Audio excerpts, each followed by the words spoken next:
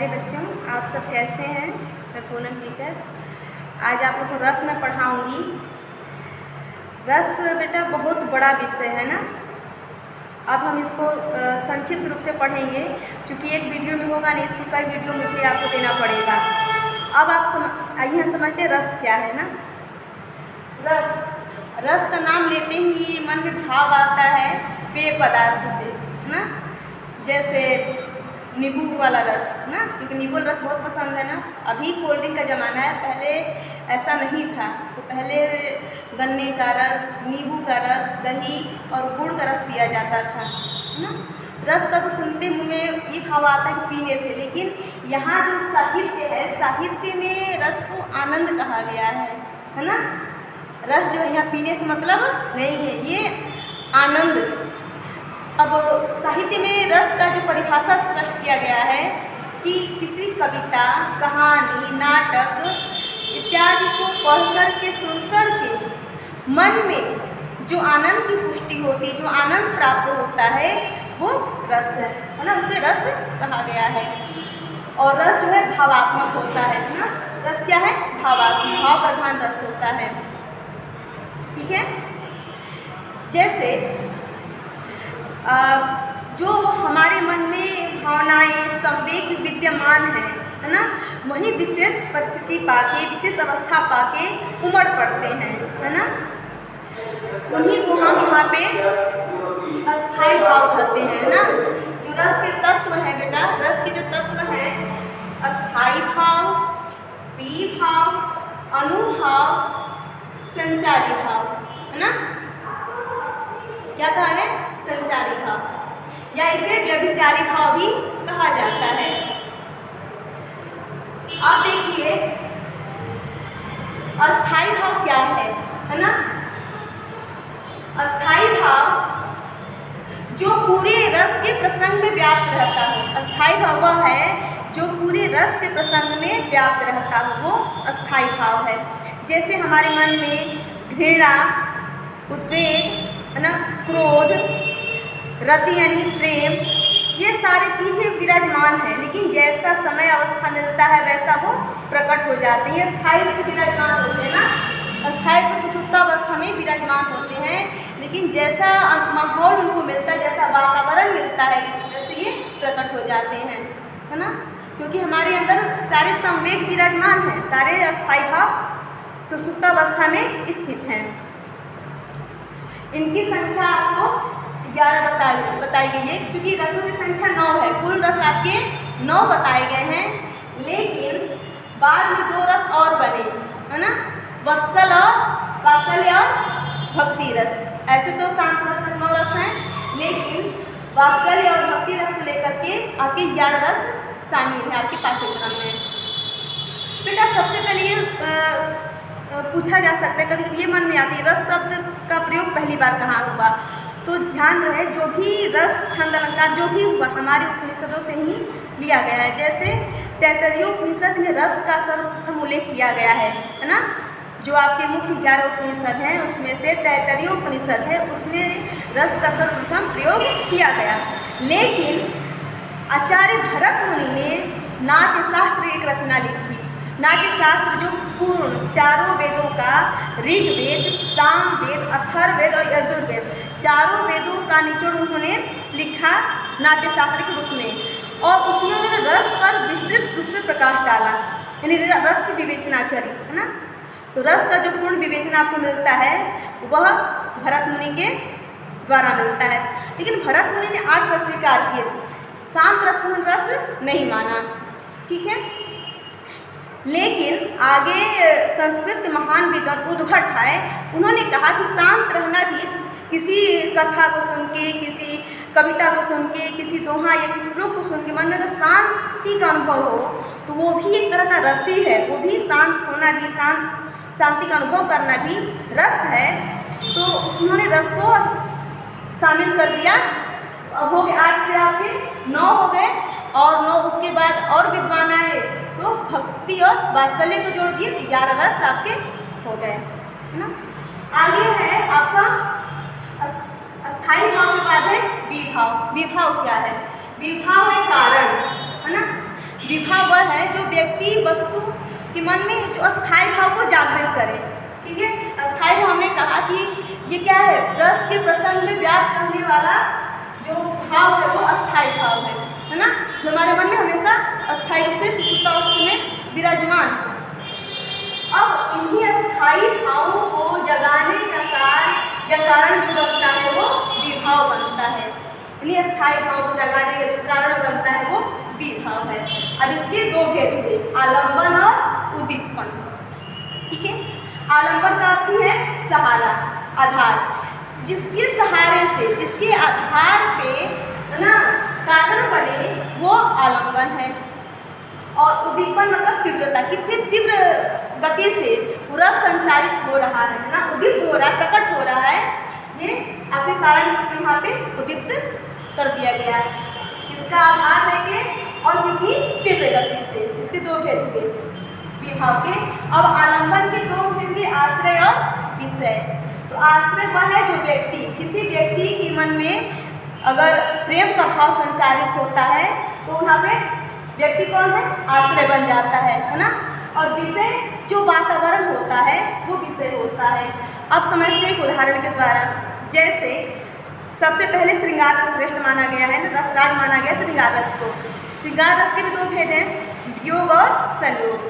तो श्रृंगार रस का उदाहरण लेते हैं। तो एक उदाहरण मान लीजिए कोई फिल्म है, ठीक है ना, कोई फिल्म समझ लीजिए। आप फिल्म तो रोज़ देखती हैं, रोज़ भी नहीं देखती, कभी कभी देख ही लेती हैं। तो उसमें जो नायक होता है और नायिका होती है, जो मुख्य नायक और नायिका, तीसरा खलनायक होता है, मुख्य जो होते हैं। तो नायक और नायिका का जब मिलने का प्रसंग दिखाया जाता है तो जो नायक है वह यहाँ पे आश्रय हो जाता है ना।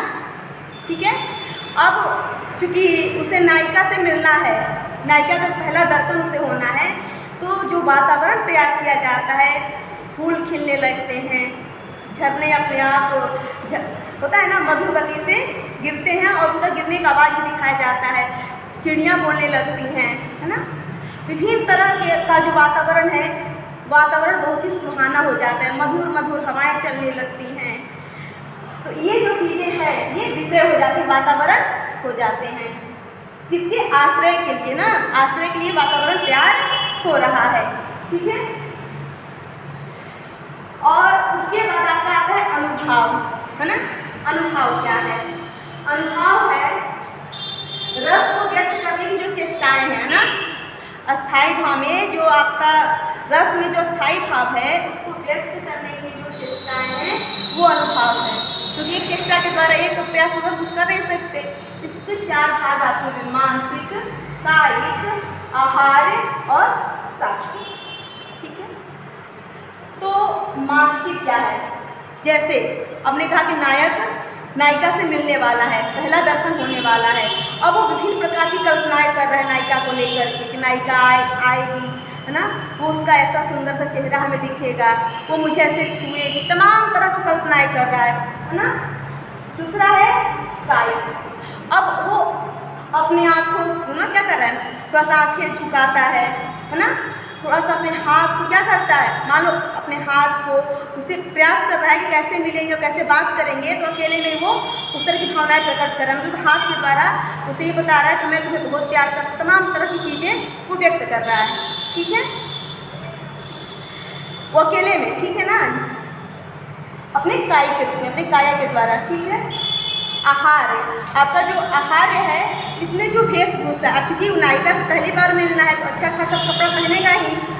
अगर हम श्रृंगार रस की बात कर रहे हैं तो वहाँ पे अगर श्रृंगार रस यहाँ है तो आहार्य में जो आपका अनुभव यहाँ पे रस को जो व्यक्त करने की जो चेष्टाएँ हैं उसमें से आहार्य जो है उसमें जो नायक है अच्छा अच्छा कपड़ा पहना हुआ है ना, परफ्यूम लगा के कुपड़े सज धज के आया है, ऐसे तो नहीं उठ के चला आएगा। और अगला है सात्विक। सात्विक में आपके जो शरीर के सहज अंग विकार है ना, अब उसे खूब पसीना आ रहा है कि अरे नायिका आ गई तो क्या करेंगे, उसे बहुत पसीना आ रहा है, शरीर में कंपन हो रहा है। अगर आप पढ़ेंगी आगे बिहारी को तो बिहारी में जब बिहारी की जो नायिका है वह जब नायक का पहला पत्र मिलता है उस पत्र को लेकर के अपने मुंह से चूमती है, आँखों से लगाती है, हृदय से लगाती है, फिर उसे रख देती है, तमाम तरह की चेष्टाएं कर रही है ना। तो यहाँ पर स्पष्ट हो गया साथी क्या है, विभिन्न प्रकार के जो अंग में जो विकार होते हैं ना, जैसे शरीर में कंपन होना, पसीना आना, है ना, शरीर स्थिर होना, शिथिल होना, इस तरह का जो विकार होता है वो सात्विक होता है ना। अब आते हैं संचारी भाव। संचारी भाव जो होते हैं 33 होते हैं ना। सो तमाम तरह के उग्र, सुसुप्तावस्था, ये 33 की संख्या में है। इन्हें ये जो है सगे संबंधी, अस्थायी भाव को जागृत करने के लिए रस के ये सगे संबंधी हैं, क्योंकि पानी की बुलबुले की तरह उमड़ते हैं और फूट जाते हैं। उदाहरण के रूप में जैसे नायक कल्पना कर लिया था कि नायिका आएगी, उससे मिलेगा, तमाम तरह की बातें करेगा, उससे अपने प्रेम का इजहार करेगा, विभिन्न प्रकार का विचारधारा वो सजा रहा था, बना रहा था। अब नायिका आई, हाँ, वो बहुत खुश हो गई, है ना, खुश होके नायिका से मिला, नायक नायिका से मिला और अपने मन के विचारों को रख रहा था, बता रहा था कि नायिका अचानक गुस्से में उसे डांटने लगी, चिल्लाने लगी। उसी क्षण जो उसका खुशी था, जो उसका प्रेम था, उसी क्षण वो क्या हो गया, वो दूसरे भाव में संचारित हो गया, विचरण करने लगा ना। यानी जहाँ खुशी थी वहाँ उसे गम हो गया, दुख हो गया, वो एकदम शांत हो गया। जो विभिन्न प्रकार की कल्पनाएं कर रहा था, सारी कल्पनाएं धीमी हो गई, बंद हो गई और अब वह एकदम दुखी हो करके और सिर नीचे कर लिया, है ना। अब उसके मन में जो पहले खुशी का भाव था अब दुख का भाव हो गया, तमाम तरह के विचार उमड़ने लगे कि आखिर इसने ऐसा क्यों किया, मैंने क्या कर दिया, तमाम तरह के विचार बन रहे हैं, मिट रहे, क्योंकि वो पानी की बुलबुले की तरह उसके में अस्थायी अब नहीं रहेंगे। इसीलिए इस कहा गया संचारी, संचरित होता रहता है, व्यभिचारी भी विचरण करता रहता है, इसीलिए इसे संचारी भाव कहा गया है। जो अस्थायी ना होता है ना, ये विचरण करता रहता है, ठीक है।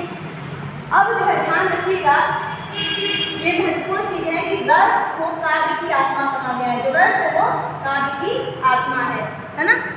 या विश्वनाथ जी ने, आचार्य विश्वनाथ ने कहा कि जो रसात्मक वाक्य है वही काव्य है ना। रस से भरा हुआ जो काव्य है, साहित्य है, वो क्या है, रस है ना। इतना तो हम बेटा परिचय पढ़ लिए, परिचय स्थायी भाव, विभाव, अनुभाव, संचारी भाव, है ना, इतना हम जान लिए। अब इसके बाद हम पूरे रसों का स्थायी भाव, उनका परिभाषा, उदाहरण हम आगे पढ़ेंगे, है ना। आपको जो समझ में नहीं आता है आप कमेंट के माध्यम से मैसेज के द्वारा बता सकती हैं, लेकिन इतना तो स्पष्ट है कि आपको इस समझने में दिक्कत नहीं होगी। थोड़ा सा आप उदाहरण ले लेंगी तो इतना तो आप समझदार है हैं कि नायक और नायिका किसे कहते हैं, है ना। फिल्म में जो मुख्य कलाकार होता है वो नायक है और जो महिला कलाकार होती है वो नायिका है, और जो दोनों का दुश्मन होता है वो खलनायक होता है ना। ये तो हमने उदाहरण श्रृंगार रस के रूप में समझाया। वहीं अगर आपको कहीं घृणा, कहीं डर अगर दिखाना है तो उस अनुसार ये पूरे बदल जाएंगे, ठीक है ना। जैसा रस होगा वैसा ही अस्थायी भाव होगा, वैसे ही विभाव यानी कारण बनेंगे, वैसे ही अनुभाव यानी उसको व्यक्त करने के लिए आचार विचार, है ना, और वेशभूषा तैयार होंगे, और वैसे ही विचारधाराएं बनेंगी और बिगड़ेंगी, है ना। जैसा रस होगा वैसा यहाँ पे पूरा ये प्रसंग आपका बदले, इसी पे आधारित आपका पूरा रस है, ठीक है। रस जो होता है वह हमारे मन में शुरू से होता है। जैसे एक उदाहरण, जो बच्चा, छोटा बच्चा आप देखे होंगे, वो उसे हम रोना नहीं सिखाते, उसे हम हंसना नहीं सिखाते, है ना। ये जो संवेग है अस्थायी भाव हमारे मन में विराजमान है, थोड़ा उसे जब हम डराते हो तो बच्चा डर जाता है ना। और जब हम उसे समझाते हैं तो हमारी बात समझता भी है ना। तो इसलिए जो रस है वह हमारे मन में अस्थायी भाव के रूप में हमेशा विराजमान होता है। जैसी समय स्थिति मिलती है वैसे वो प्रकट हो जाता है, जिसमें विभाव कारण बनता है, अनुभाव से व्यक्त करने की चेष्टाओं के रूप में होता है, और जो संचारी गुण होता है वो पानी के बुलबुले की तरह, मतलब विभिन्न तरह के भाव प्रकट होते हैं, मिटते हैं, प्रकट होते हैं और मिटते हैं। इस तरह से रस का यहाँ पे आपका तत्व समाप्त होता है। आगे हम रस की परिभाषा और उसकी व्याख्या पढ़ेंगे। धन्यवाद।